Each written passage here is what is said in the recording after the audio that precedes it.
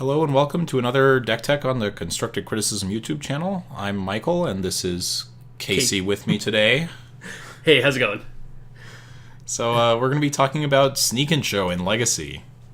One of both of our kind of favorite decks in Legacy and what we're both planning to play at Grand Prix Louisville. Slightly different versions. Maybe we'll do another one later. But something similar to this. Yeah, the basic concept. All right, well, so what are you trying to accomplish playing this deck? Playing Sneak and Show, you were trying to cast a Show and Tell or a Sneak Attack, cheat Griselbrand or Emrakul into play, essentially, and attack your opponent, and they'll be sad. That's the idea.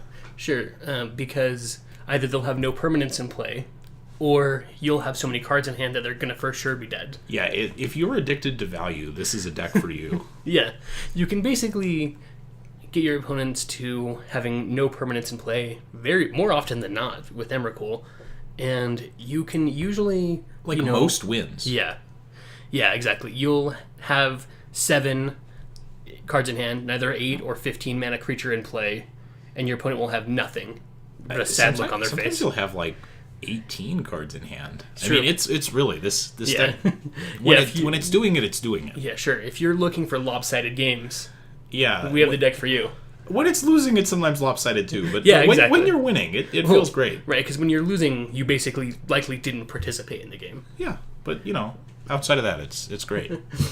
All right, so what made you decide to pursue Sneak Attack specifically? I mean, we kind of already touched on that, but why not one of the other decks that operate in a similar level? So I think one of the nice things about this deck is that on some level, it's relatively straightforward. It's usually easy to figure out what you're looking for on a Ponder or a Brainstorm. There's no mystery in should my third card on a Ponder, is that a card I want to draw or want to fetch away? Most of the time it's, okay, do I have a Show and Tell? Okay, do I have an Emrakul? Okay, we have a game plan. Yeah. So I like that. No, and I think that's very true. Just being able to hit the high notes, right? You have a plan. In every matchup, your plan is basically the same. There's not a lot of mystery. Do I want Abrupt Decays? Do I want whatever? No, I'm looking for Emrakuls.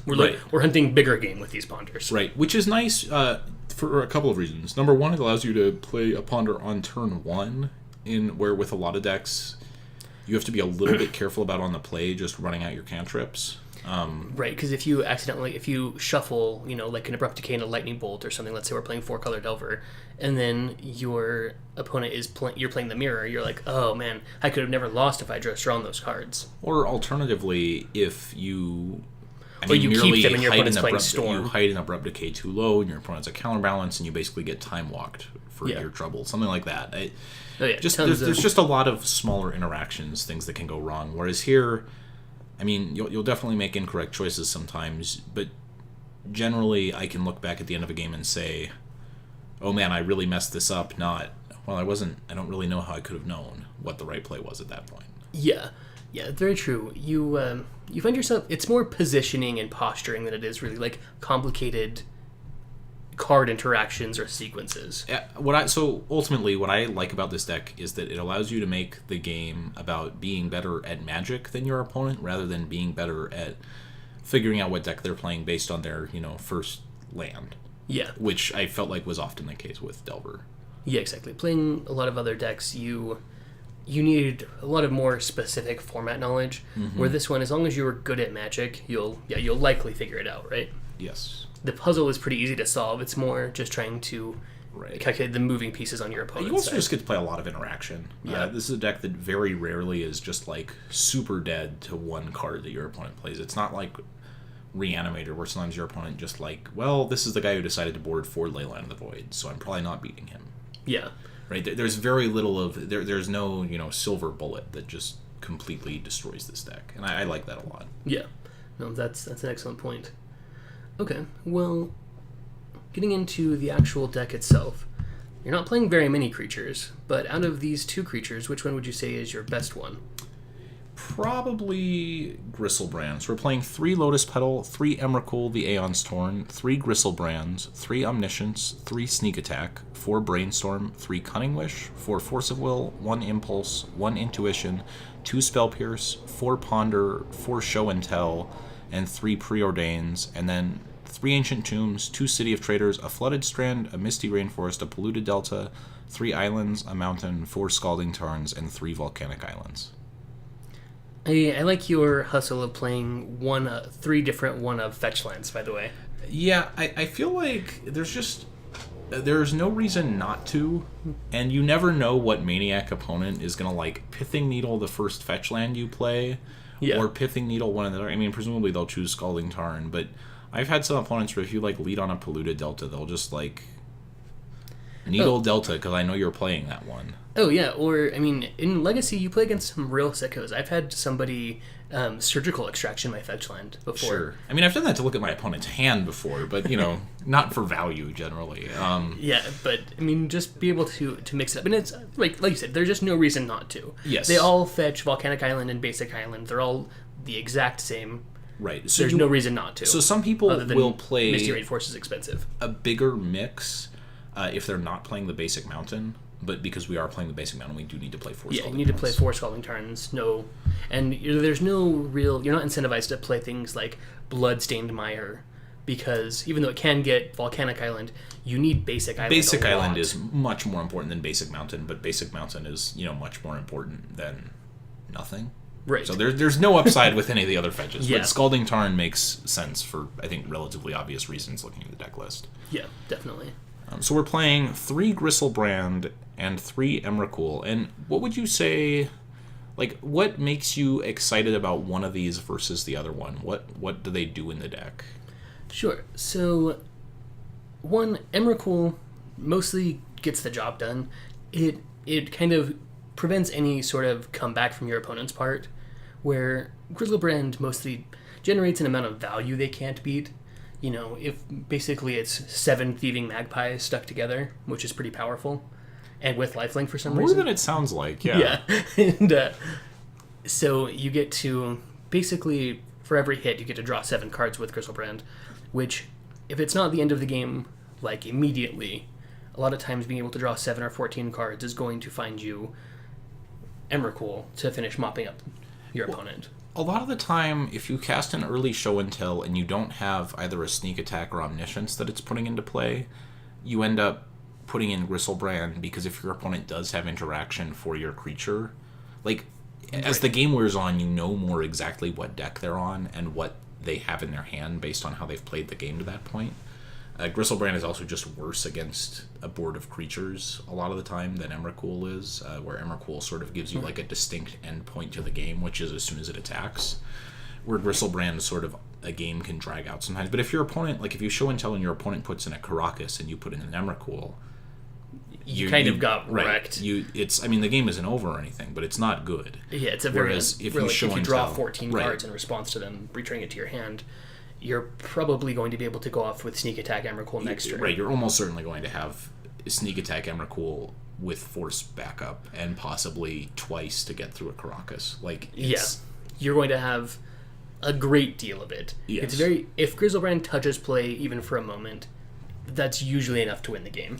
So Gristlebrand makes more sense in the early turns of the game. It's also a lot better against the unfair decks where drawing more Force of Wills and Spell Pierces is relevant. Right. But an attack from Emrakul is much better than an attack from Gristlebrand. So if you're in a position where you're sure you're going to be able to attack, Emrakul is almost always your preference. Right, yeah. Maybe and it kind of is always the same, where Gristlebrand can vary a little bit more in terms of what it does. Right. You know whether Emrakul is good before it comes into play, whereas Gristlebrand depends a lot on what it draws. Sometimes you do draw like 5 lands, and you can only really afford to activate it once, and it doesn't really do that much for you. Right.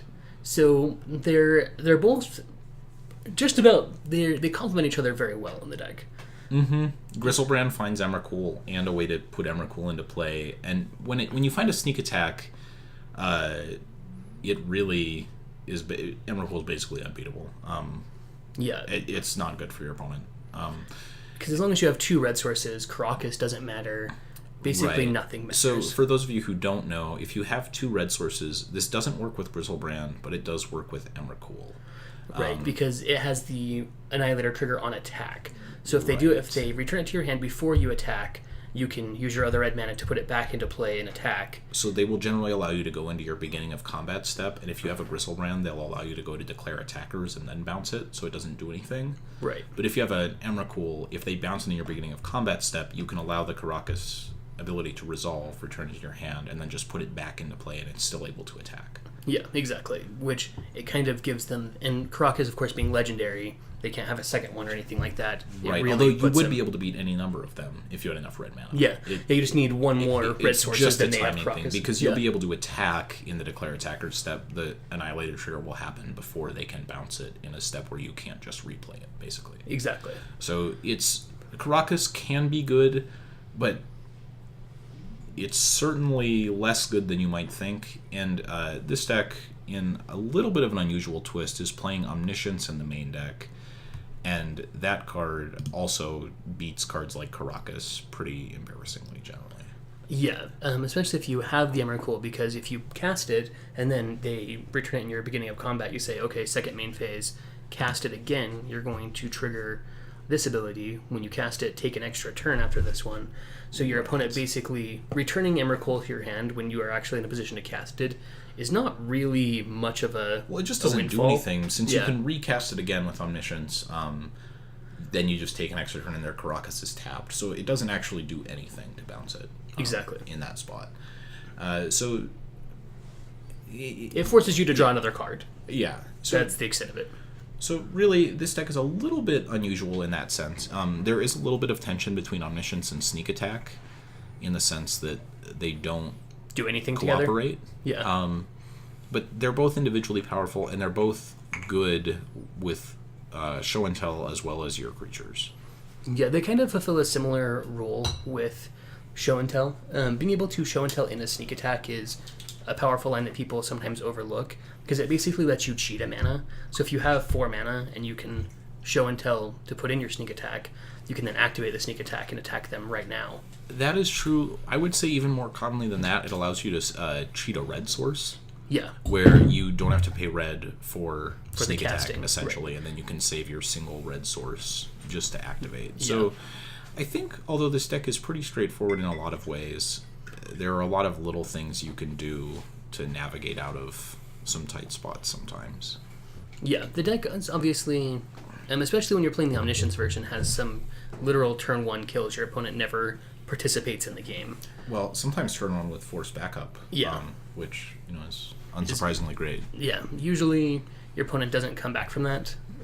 Not surprisingly. Not in my experience. Yeah, so the deck, obviously, that's a lot of what you're trying to get out of it is that very high power level. But the fact that you're playing 6 or 7 different ways to accelerate your game or to achieve your game plan of being able to cast Show and Tell or Sneak Attack, it gives you so much resiliency. It's like you're playing 16 Force of Wills almost. Like, right. You're like Show and Tell, Sneak Attack, Show and Tell, Sneak Attack. Like, how many you got? Right. One of the and there aren't a lot of pure control decks in Legacy.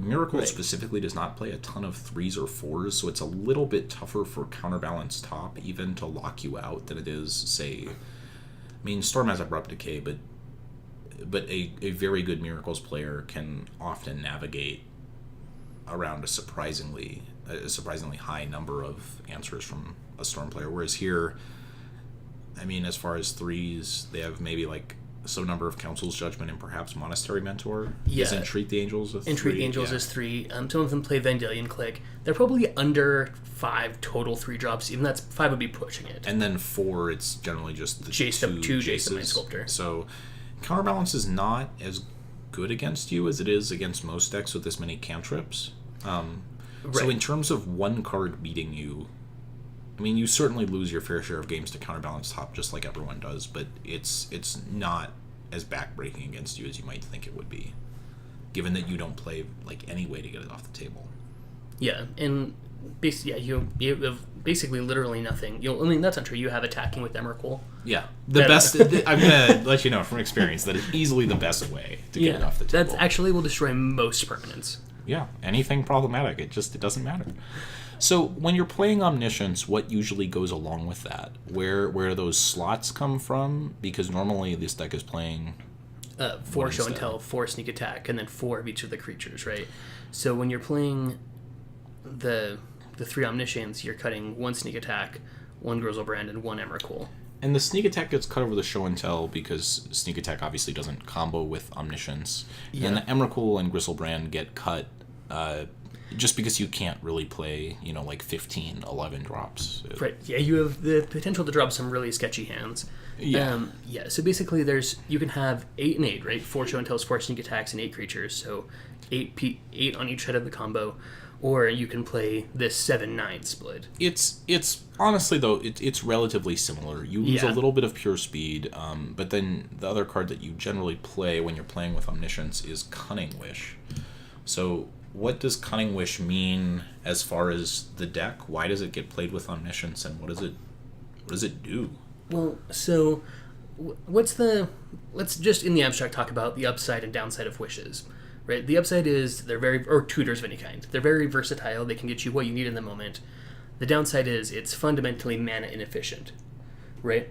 Right. So what does that's where Omniscience comes in, where it removes the mana requirements, and it just opens you up to a world of possibilities. So if you have Omniscience in play, you can cast Cunning Wish for almost every card in your sideboard, as it turns out, other than 2 sorceries, 1 land, and 2 enchantments. You have 10 instants in your sideboard.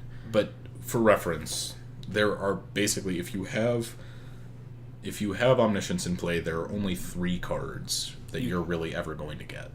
Yeah. Those being Firemind's Foresight, Intuition, and hypothetically Wipe Away. Yeah, or Release the Ants, right?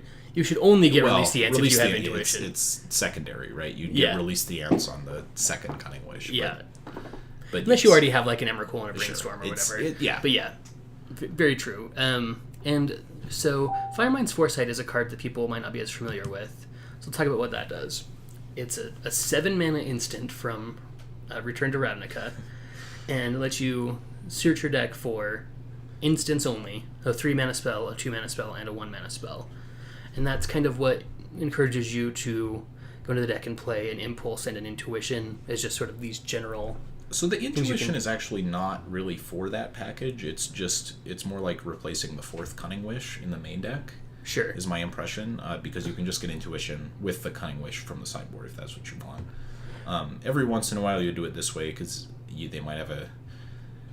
It's very unlikely that your opponent didn't counter your show and tell but had a counterspell available. It's not a thing that usually happens, but I guess if you already have your Omniscience in play, you could do it this way. But generally how this works then is you'll Cunning Wish for Firemind's Foresight for Brainstorm, Impulse, and another Cunning Wish. You'll Cunning Wish... first you'll cast some combination of Brainstorm and Impulse. You'll cast Impulse to try to find an Emrakul or a Gristlebrand or Omniscience, and then a Brainstorm to put it back on top of your deck. Then Cunning Wish for Release the Ants, and cast Release the Ants 20 times, winning the clash each time. Yeah. The only times that I've felt like I've needed to get Intuition off of Cunning Wish is, one, if I already had a second Cunning Wish and you could just get the Impulse to get... or get the Intuition, rather, to get the Emrakuls. It just cleans up the process. Right. Or if, for some reason, it wasn't a clean situation, right, and you needed to use Intuition to get Emrakuls, which is just kind of another way to win. Right. So Cunning Wish basically reads... it doesn't read 100... You can still lose from that spot. Surgical Extraction I've lost to before. Sure. If you don't... So basically the issue is if you don't have something in your hand already, there's some risk that from an Impulse and a Brainstorm you don't find something expensive to put back on top of your deck. Right. So which is why you should always save the last Cunning Wish. Because then you have to go for Intuition on the last Cunning Wish and instead just get 3 Emrakuls. Right. Because you're hard casting them, you get the trigger, so it's oftentimes better than Gristlebrand. Because if you're just not at 20 life and you can only activate once, there's a higher chance to brick than there is to lose with an Emrakul in play that got to attack. And then doesn't die because it's not sneak attack, it gets to hang around. Yeah, exactly. And it's... You get into some sort of hairy ones when you're going off with Omniscience and Cunning Wish, because the kills are available, but they're not always clean, right? Mm-hmm. It's not... When you were playing like Eldamri's Call and things like that in the sideboard, you had a cleaner kill in theory, but it's just kind of a bad card. Well, the problem is it really starts taking up a lot of sideboard slots, and because you're not winning every game with Omniscience like you were in the mono blue Omnitel days, right? You just really can't justify like 7 sideboard slots. I mean, it's not 7, but it's like 4 or 5 sideboard slots for this pretty niche-y kill. Because before you used to only play the one Emrakul, so it made a lot more sense because you would have to call for it. But now that you have like 9 things you can hit, Impulse Brainstorm gets you there most of the time, and if you don't, generally Intuition for the. So this is also why there are 3 Omnisciences, 3 Sneak Attacks, 3 Emrakuls, and 3 Gristlebrands. It's so that you can cast Intuition in the main deck, or you can use your Intuition as demonic tutor. Yes, or you can occasionally hard cast Cunning Wish to find Intuition, and it's slow, but sometimes that's just what you need. Yeah. Once with Omniscience in play, I had to cast Intuition to get 2 Cunning Wishes because I had 1 Thoughtseized already and an Emrakul. Mm-hmm. So it'd be like, okay, either we're doing this one way or another. Right. Where getting... And I'd already had an Emrakul in my hand, so I wasn't able to, like, get all of the Emrakuls, but the fact that I was able to do Emrakul...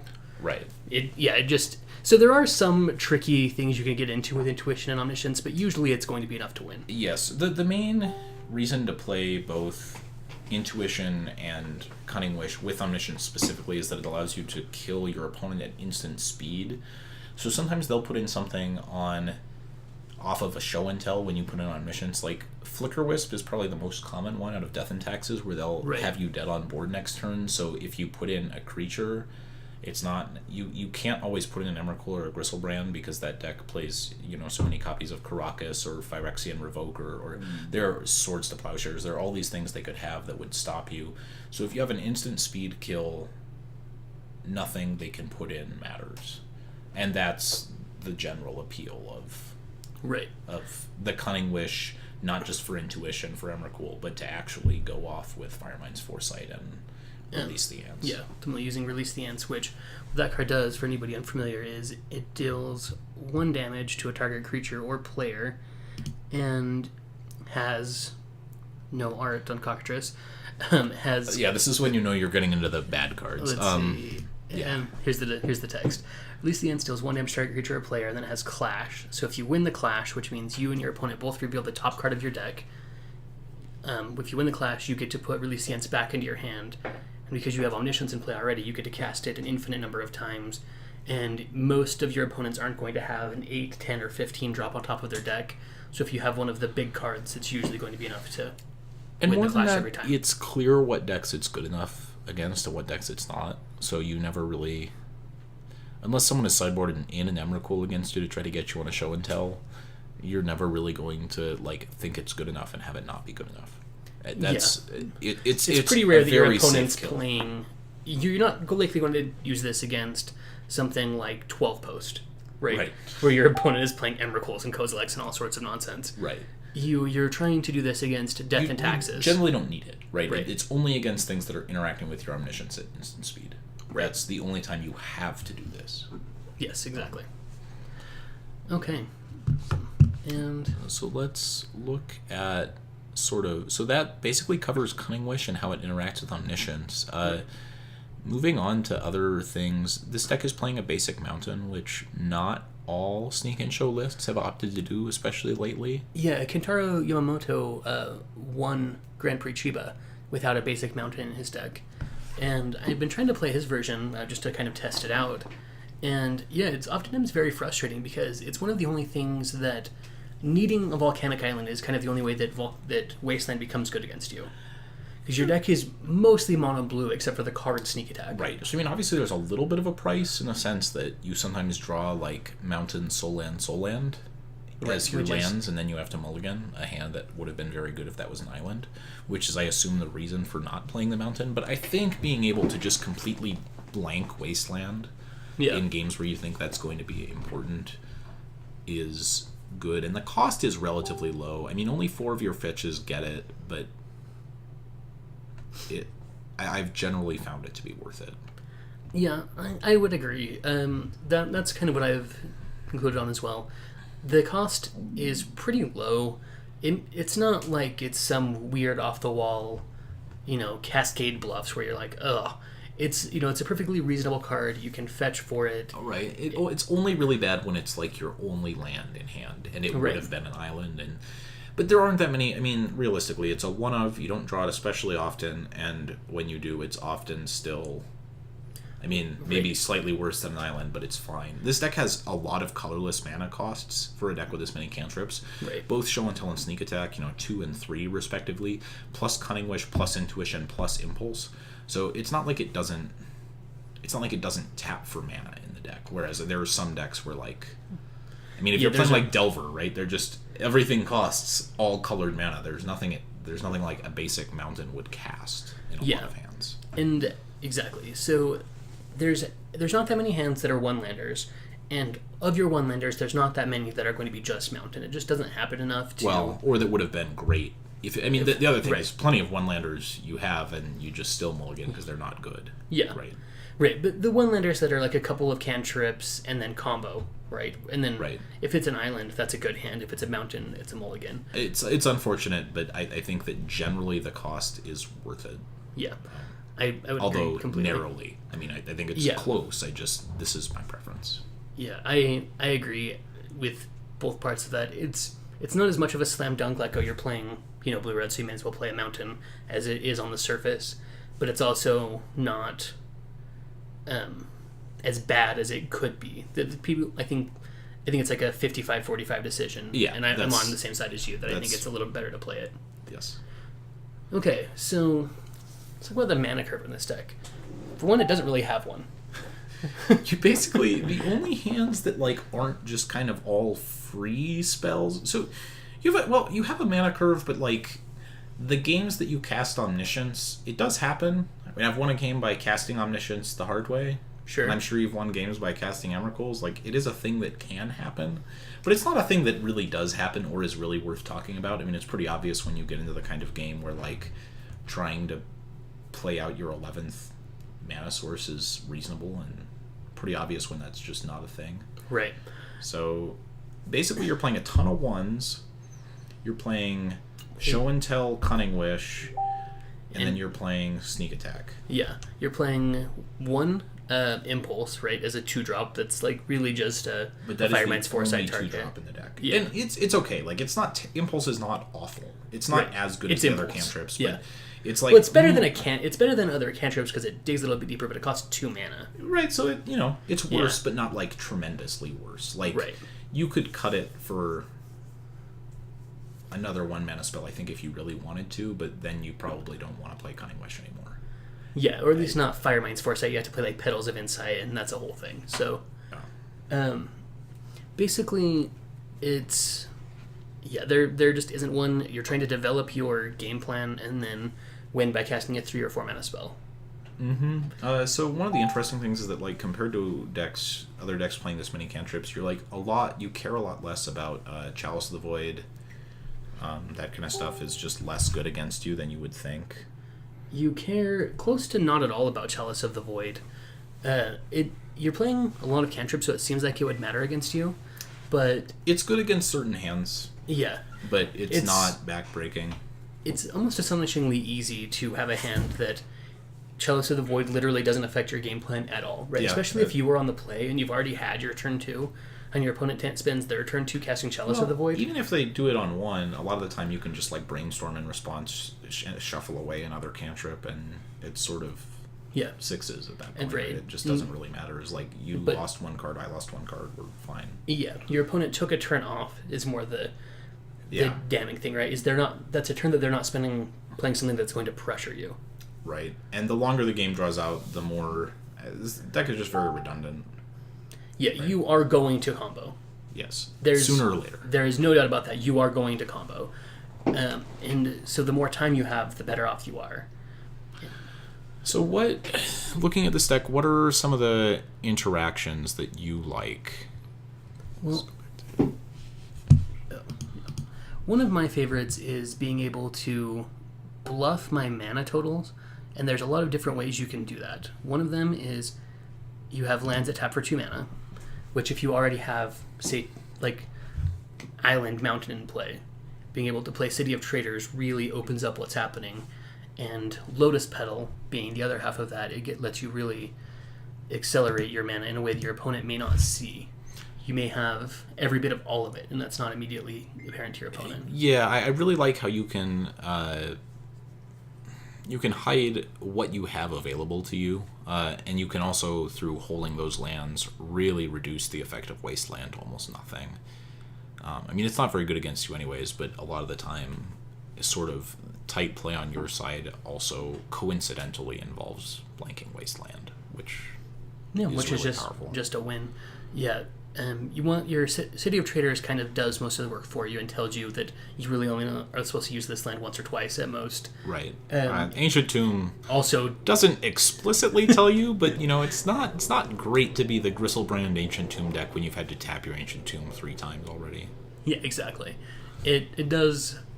The writing's pretty much on the wall with both of these cards that you're not supposed to. You're not trying to cast Emrakul with them. Right. That's not the game plan. Right. They're there for sneak attack, for Cunning Wish, for intuition and show and tell. Yep. Those are their purposes. But they're very good. I mean, the cost of playing them is very, very low. Yeah, it's just they should be the last land you play most of the time. There's very little incentive to just play an Ancient Tomb and then pass. Right. Right. And then the other way that you can do that is by actually putting into play sneak attack off of your show and tell. And then that lets, basically, if you have 4 or 5 mana, or only 1 or 2 red mana, lets you cast sneak attack and activate it in the same turn, basically. It's also, which is really good against things like Flicker Wisp. Or Caracas. Right. Right. I mean, it's very good against a lot of the cards that are hypothetically good against show and tell. Yeah. Just makes them look kind of silly. Yeah, very much so. So there's... It's posturing, right? You're not really doing anything fundamentally complicated, but it's just trying to... You're giving your opponent the chance to make a bad play. Right? Exactly. And this deck is good at giving your opponents lots of chances to make mistakes. Yeah, because it can... When it's going to, like we talked about, win a long game most of the time by stacking a hand of counter magic and, the combo ready to go and then all counter magic.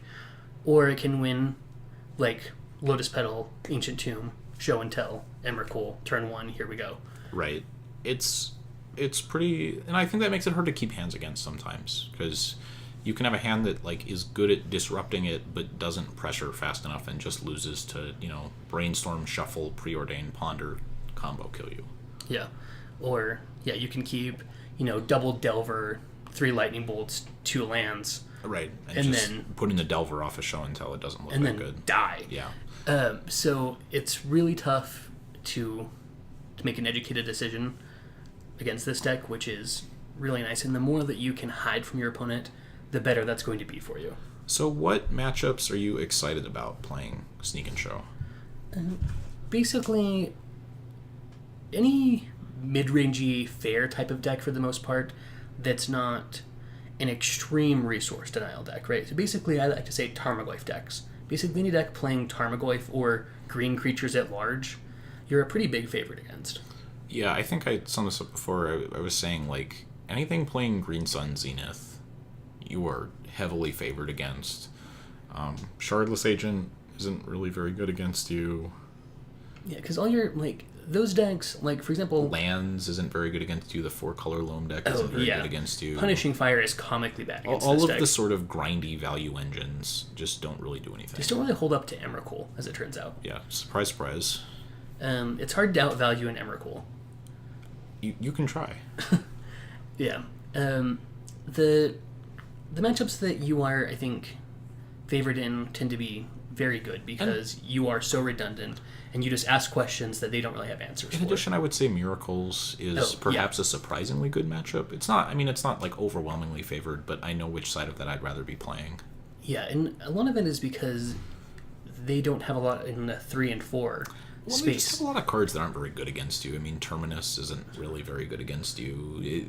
Just big portions Swords of their deck are Plowshares pretty ineffective. Yeah. They can't really take a turn to cast Jace or anything else really. Surprisingly crummy. Yeah. It's very hard for them to have cards that matter against you. But their cards that matter are very good. So I wouldn't say it's overwhelmingly favored, but I would say it's favored for Sneak and Show. Yeah. I would agree. It's a good matchup, not one that you necessarily want to play against 15 times in a row. Right. Yeah, if someone told you play against Shardless 15 times in a row, you would snap that off. Yeah, you probably expect to be the 1 seed in the top 8, right? Yeah, or close to it. And then what matchups make you nervous about playing this deck? Well, there's a couple. I think the big one is a deck that people don't really play anymore, but Blue-Black Reanimator. This matchup is pretty close to unwinnable. Yeah, they're just faster. They're a better Gristlebrand deck. They play more disruption. Their mana, their combo costs less to play. And you can't afford to cast Show and Tell against them. Right. Well, you sometimes can with Omniscience, but even then you sometimes have to with Omniscience is maybe the better way to phrase this. Like, you can, it's just not good. Yeah, and then they can Thought Seize you and then reanimate your Griselbrand, which is like bullying. It's not great. So that deck is on the downswing, and I think Red-Black Reanimator is a little bit of a better matchup because that deck is a lot worse against Force of Will. Right, and doesn't play Force of Will, so like it gives you're a lot more likely to be able to combo them. And then the other matchup that is generally regarded as one of the worst for various forms of Show and Tell is Death and Taxes, which is strange if you haven't played a lot of Legacy, but all those small white creatures are really a beating for Emrakul. Yeah, well, because one, if you're not interacting, it's usually about a turn 5 or 6 kill, basically. So they don't give you a ton of time, and they tax your resources in a pretty meaningful way. Thalia making Show and Tell cost 4 and Sneak Attack cost 5, plus making you play out your Lotus Petals the turn before, so that they can actually net you mana. Yeah, it's just, the deck just has a lot of meaningful interaction. There's Thalia, and the main thing is because they have so many different kinds of interaction, there are a lot of decks where, like, against a deck, like most of the Night of the Reliquary decks, like the only card you really have to worry about is Karakas. Right. So you can play around Karakas. But the problem with Death and Taxes specifically is that, like, Rishadan Port can be hard to beat, not off a Show and Tell, but just in general. Right. They can Show and Tell in some combination of, like, Flicker Wisp, they can respond to it with Containment Priest, they can Show and Tell in a Karakas, they have Swords to Plowshares, which isn't, like, always good against you, but it can be good against you. Yeah. They just have a lot of different cards that Aethersworn Canonist can beat Omniscience. They just have a lot of different cards that... Yeah, there's Sanctum Prelate, kind of a new toy out of them. Yeah, they just really have a lot of different things. Yeah, exactly. Right? So it's less about one hate card being specifically overwhelming and more about the huge variety of hate cards. Right, and you have to try to decide which ones you're going to play against without knowing what they are. Yes, basically Show and Tell makes you make decisions in the dark. And sometimes you just lose. It's tough sometimes. So let's look at the sideboard. So it sort of breaks down into a couple of categories. There are a bunch of things that, all the instants basically, so Firemind's Foresight, Flusterstorm, Intuition, Kozilek's Turn, Pyroblast, Release the Ants, 2 Surgical Extractions, a Through the Breach, and a Wipe Away are mostly there to wish for. Not exclusively, but that is generally their purpose.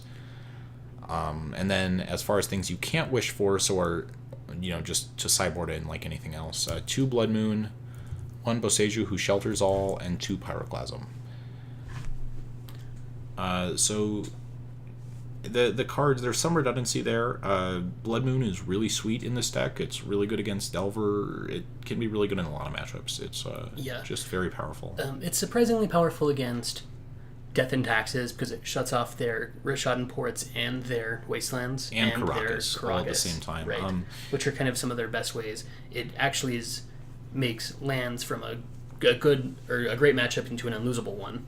Right, because they can't combo you. And it comes in a lot of matchups where they just don't play a lot of basics just to increase threat density. Right. It's just not very taxing on your mana. It's not hard to cast. It's shockingly powerful. If you haven't been playing Blood Moon in the sideboard, you're really missing out. Yeah, it's really good. Pyroclasm is mostly for like the Delver and the Death and Taxes matchups. Just having a 2-mana thing that clears the board. I had tried a number of different things, but Pyroclasm is nice in that it costs 2, which doesn't usually get Sanctum prelated. Yeah, they would have to have the actual Soul Read, right? Yeah, well, and a lot of time you could beat them. If they Sanctum prelate 2, and it shuts off 1 Pyroclasm, you can probably just actually, win playing normal. Yeah, because you needed your Pyroclasm to kill their Sanctum prelate. Right, so it's sort of whatever. Yeah, You're happy about washes that. out, yeah. And then I would usually board in probably Through the Breach in that matchup as well. Just because I'm probably trimming on Wishes a little bit because they're kind of slow. And it's hard to board up like Wish and Blood Moon and like keep a ton of all this stuff in the deck. And Through the Breach gets around like a bunch of the Pithing Needle, and it gets around a bunch of nonsense. Like, because they don't get to put a card into play. Right. Obviously, it's really good. If you have Emrakul, it just resets the board to 0, which is powerful. Yep. So that's about it in that matchup. Let's see. Against Storm, one of the things you can do is board in the matchups where Cunning Wish feels too slow, you can just board in the Wish targets that you would want. Right. And against Storm, you're boarding in one Surgical, right, leaving the other one back. Yeah, usually, and then the Flusterstorm and probably the Pyroblast as well. Yeah. Pyroblast is not like super great in that matchup, but I think that it's better than some things. So usually in that counter matchup, target Brainstorm or Ponder. Yeah, usually in that matchup, I'm looking at cutting some of the Omnisciences because they're just less important. They don't do anything special. There's no need to win on the spot. Right. Especially at instant speed. And then I'm often, because of that, cutting down like one Cunning Wish because they're kind of slow and they get less good without Omniscience, and trimming the Impulse as well. The Impulse almost always gets cut if Omniscience or Cunning Wish is getting trimmed because it's really...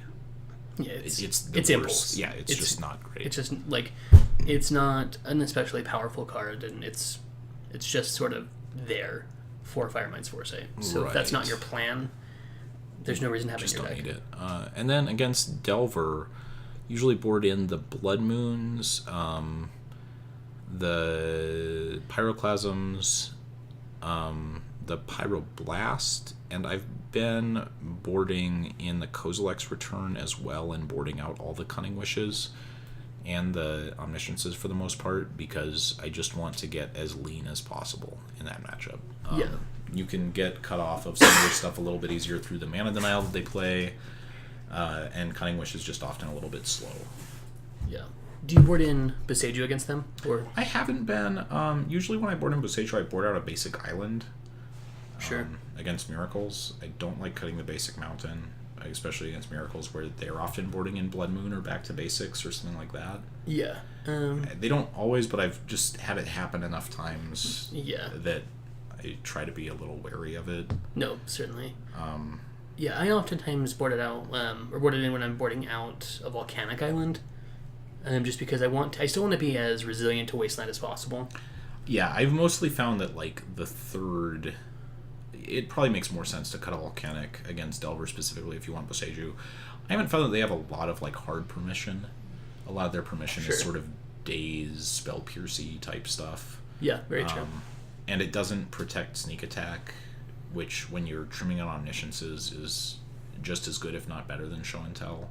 You also sometimes can't really afford to pay the life. I like Boseiju better in matchups where the coming into play tapped is like never really going to matter, and the paying life isn't a big deal. So it's mostly just to like literally blink counterbalance then. Turn it from bad into nothing. I mean, Miracle's post board gets a lot more counterspells. They become basically just counterspells and cantrips. So I like Boseiju a lot in that matchup because most of the times, like if I play Boseiju on turn 1 or 2 in that matchup, my opponent will literally start casting Snapcaster Mages and just attacking. Yeah. Because they cannot beat that card if the game drags out. Yeah, because they can't beat anything you have. Right, yeah. I mean, and I don't think that's wrong. I think that's what they should be doing. So yeah, that's, to make a plan. That's where we are. So I think this deck is a pretty reasonable choice in Legacy. It does a lot of powerful things. If the idea of casting Show and Tell is appealing to you, this is probably the best way to do it these days. Yeah, it's a deck that is almost nightmarishly consistent in how often you're going to be able to get there to go off, and it is. Said it kind of is. It's just a magic. It makes the game about magic, not about anything else. Yeah, I like that. I mean, you get a lot of ability to just try to maximize the cards in your hand and play around what you think your opponent has. rather than playing it doesn't play a bunch of like really flexible sort of Swiss Army knife type cards. Even Cunning Wish is mostly a combo card, or a hate card depending on the matchup. But it's surprisingly resilient for how straightforward it looks. It is shockingly hard to disrupt. Yeah. All right. Excellent. Well. I think Thanks very much for joining us, and have a great day.